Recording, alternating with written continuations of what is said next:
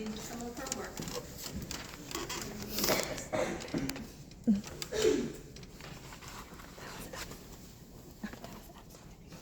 I wrote something that I'd written, I'd say around last year.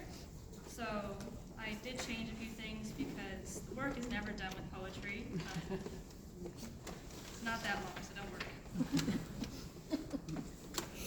When I was 12, I was in 6th grade still. I dyed my hair. I thought it was fun. The Stoneman Douglas shooting happened that same year. I never quite understood why Columbine's called a massacre when you look it up, but every massacre after that is a shooting. It's like we gave up. I think I have too. When I was in 6th grade, I dyed my hair red. I sat in band class one day, 3rd floor, right through the stairwell. It was a regular day, practice for the concert, chatter until we got yelled at again, and then a funny thought crossed my mind. Where would I hide if someone came in and shot at us? The cubbies in the back can fit me. I could hide in the tuba cases, but I might suffocate. If I went out the window, would I survive the inevitable fall? Most of my classes for all 3 years of middle school, 3rd floor. You went on with your day, more news of shooting after shooting, pouring out like blood. In 6th grade, we also had a threat called in. We got shoved into the corner, and I watched my classmates cry, confused. And one day in 8th grade, people whispered about a hit list. The words went around the school faster than bullets. There was so much confusion. All we could do was joke, guess we'll die. By 4th block, my teacher had gotten an email and finally explained that some kid had just made a joking hit list. The first thing I told my mom when I got in the car was, don't worry, there wasn't a shooter. Freshman year, I was online, but my friends told me about the bomb threat. Sophomore year, my friend carried a knife when she went out. I carried pepper spray. Last day before winter break, choir got to go into the auditorium and watch Home Alone 2, Lost in New York, starring Macaulay Culkin and Joe Pesci. Before I got a text from my friends, did you hear about the threat? And suddenly the auditorium was a wide open battlefield, a room of shadows and chill. What if the kid behind you has a gun? Who's opening the door? Who was that? I had friends in choir who hid in the light booth eating snacks. They asked me to venture up to them, but I didn't want to brave the darkness. My mom picked me up early that day. Turns out someone had just put a threat online, probably on Facebook.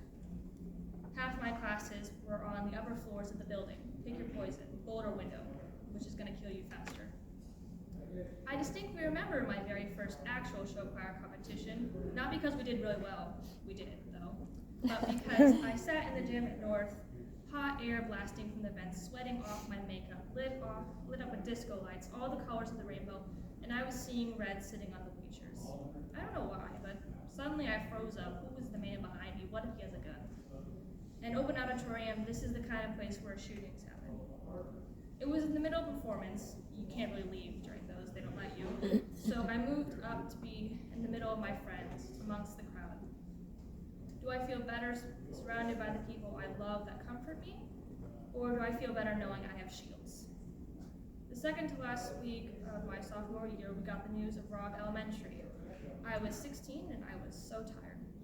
I used to care, so why don't I? I forgot how and when I saw it, and I'm not too sure it matters anymore, but I remember something or someone saying that the gun debate ended with Sandy Hook. When nothing changed, when we decided that killing children was bearable. I started researching colleges out of the country.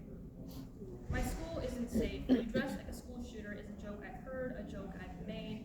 The stores aren't safe. Who is the man at the end of the aisle? Libraries, city streets, parking lots, my neighborhood. What if he has a gun? What if there's a shooting? Firework, car backfire, or gunshot. A friend of mine was at work when a man flirted with her. She didn't say anything because she thought she saw the outline of a gun in his pocket. A drunk man came into my work. We kicked him out. We called the police. And all I could think was, what if he comes back? What if he's armed? In reality, nowhere is safe. I try not to think about it too much. If I get too worked up, everything in me will just explode when I realize nothing is changing. According to the Brady campaign to prevent gun violence, Iowa Senator Joni Ernst took over $3 million from the NRA over the course of her career. I haven't checked that update. Blood money. I keep promising myself that I will run away once I can, to a place where all my fears will be illogical, unfounded, impossible, where people will laugh when I ask about gun violence. But not here, where I can't help but look around after every bit of news, every shooting, massacre, bloodbath, classroom-made war zone, and think, it could have been here, it could have been me. My ancestors left home for something different, something safer. And I think I may do the same. Every time nothing changes, all I can think is I have